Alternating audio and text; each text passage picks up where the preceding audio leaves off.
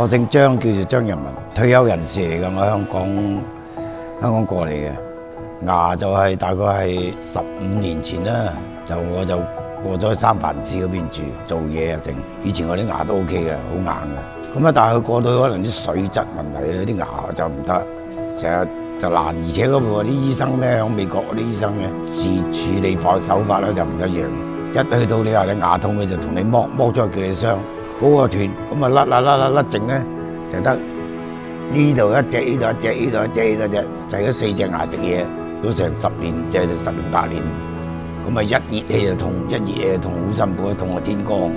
啊咁啊退休啊翻嚟香港咧，話翻嚟見香港咁多嘢食，即係你係個人幾辛苦啦，幾慘我覺得。咁啊我喺度去問過幾間咧，都話啲牙骨牙骨唔得啊，唔係好得。咁啊香港嗰度又試過整個假牙，但我唔接受得到啲假牙套落去。咁啊後尾有個同朋友咧，佢話我以前有間睇過呢，就係呢間啊，曙光啊嘛。咁啊嚟到佢話睇過咧就都幾好咁樣，佢話介紹我咪打電話嚟問啦。咁啊佢又講咗點樣個流程啊，同埋佢哋會負責點樣保障我啦咁樣。即係我初初都好驚嘅，攞咁多隻牙整咁多隻。咁佢話你放心啦，我同你做咗咧，我哋會即係留低你1晚喺呢度，有上邊住院部開個房俾你咧，我哋同你吊針，就係消炎啊、止痛啊、消腫啊嗰啲針咁樣。即係總之有間醫院喺度有個咁嘅，我就放心嚟做咯。手術佢嗰日我10點鐘嚟到，就約好晒啦。做咗唔夠2個鐘，應該12點鐘前